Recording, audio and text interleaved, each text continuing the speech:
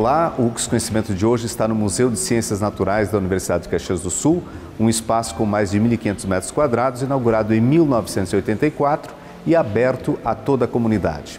Nosso assunto de hoje é o emprego na educação e o convidado é o professor Fernando Ferreira de Almeida, da Universidade Metodista de São Paulo.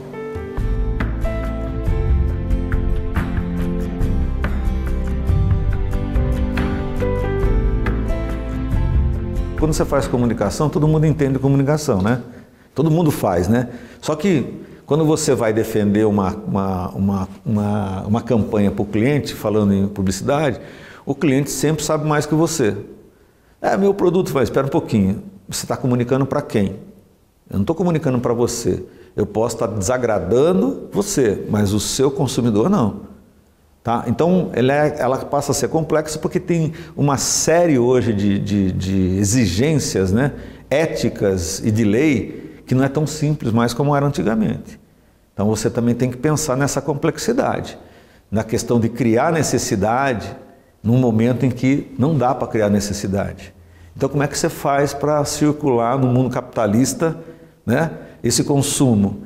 Que o mundo capitalista vive do consumo, então como é que eu faço isso? No Congresso Nacional a gente vai estar discutindo isso.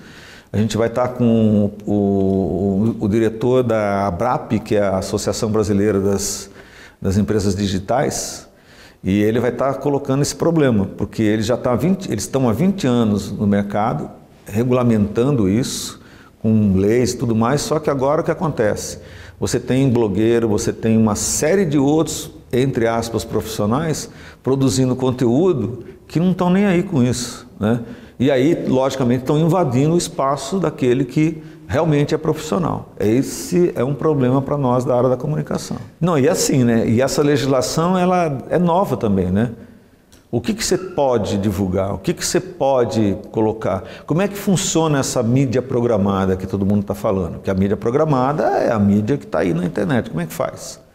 Porque, por exemplo, de repente eu tenho uma mídia que eu compro lá, tal, e o meu banner, vamos chamar de banner, está saindo lá num site pornográfico.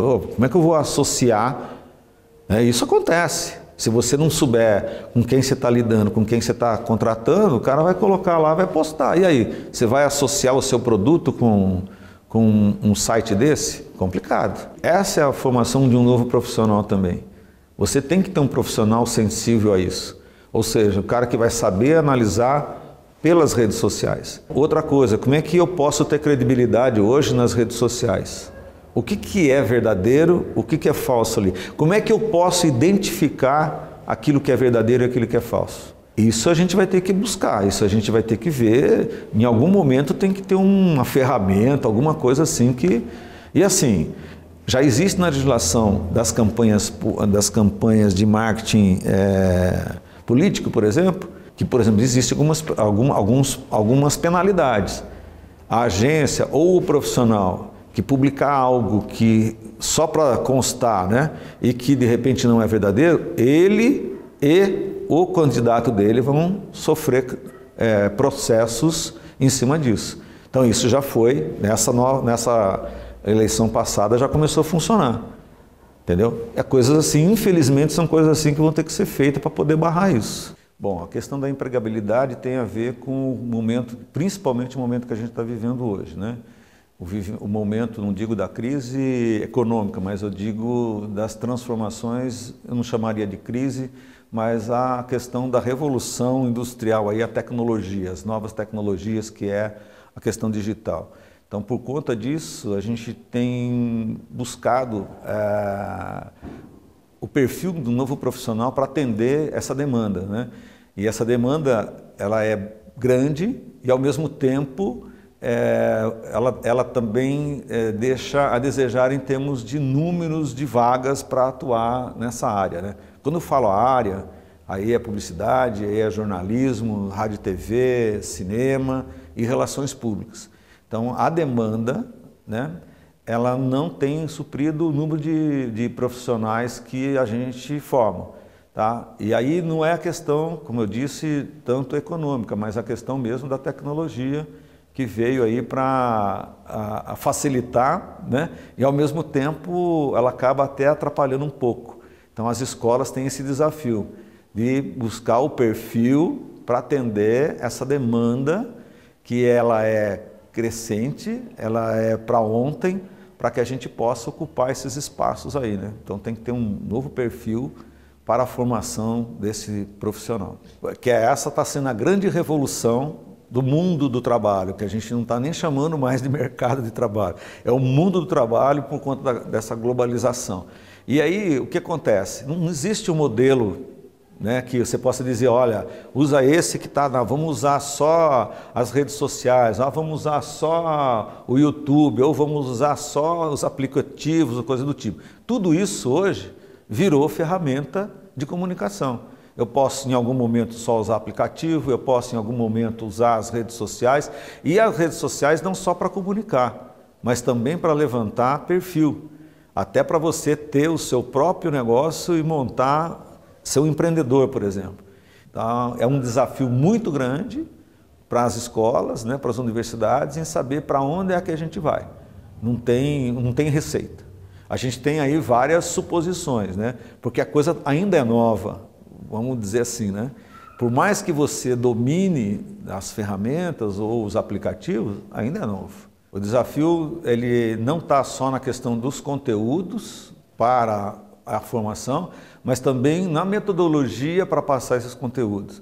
Por conta da tecnologia, por exemplo, hoje você tem, né, o aluno tem o celular, o aluno tem seu tablet, então você também tem que aproveitar dessas ferramentas, vamos chamar de ferramentas, para que ele também tenha interesse em ficar numa sala de aula, porque o modelo sala de aula, por exemplo, já era, né? Você não tem como segurar um aluno mais de 40 minutos numa sala se não tiver os aplicativos funcionando, né? Ou seja, o celular, o tablet. Então, o professor também tem que buscar aí a sua capacitação para trabalhar com esse novo aluno, com esse futuro novo profissional. Então, por exemplo, costumo dizer que a gente ainda tem uma transição, essa geração que a gente tem hoje, que entrou, vamos supor, esse ano na faculdade, ela ainda é uma transição, ela ainda conhece um pouco do analógico, um pouco. Agora, você imagina quando a gente receber, que eu acredito que daqui mais uns 3, 4 anos, aquele que é puro digital, que é aquele que nasce com o celular na mão. Como é que um professor que já está há 20 anos numa sala de aula, se ele não estivesse reciclando, vai dar conta disso? Ou como é que uma instituição, né, como é que ela vai trabalhar essas questões? Não estou dizendo que tem que mudar radical. Aí é uma questão da gente, como escola, como universidade, pensar, né, esses modelos, pensar essa metodologia. Porque essa metodologia também já está sendo aplicada no ensino médio. Então esse aluno já vem com conhecimento que não é só aquele caseiro, aquele que ele domina, né, de casa, que o pai, a mãe ensinou, ou que ele aprendeu sozinho, né? Ele já vem também nos colégios, alguns colégios já vêm com essa metodologia há algum tempo, né, do uso dos aplicativos, do uso do tablet e mesmo do celular em sala de aula. Hoje você tem um grande problema que é a questão do saber ler e escrever, né? Então a gente tem essa dificuldade. O pessoal, a gente tem assim alguns alunos que não conseguem entender o que lê. Então você imagina escrever, né, aquilo que está pensando. Então esse tem sido um problema que a gente tem tentado superar através de cursos adicionais, né, que a gente chama aí de nivelamento, onde você tem lá o aluno que tem dificuldade e a gente tenta trabalhar um pouco isso para poder superar aquilo que ele veio com deficiência do ensino fundamental e médio. O processo está crescendo. Esse processo é um processo que também dizem que veio para ficar, embora ainda a gente tenha muita dificuldade, porque o aluno de EAD, ele tem que ter a cultura, né, do EAD. E a cultura do EAD não é tão simples como se parece, que eu posso fazer a hora que eu quero, tal. Não é bem assim.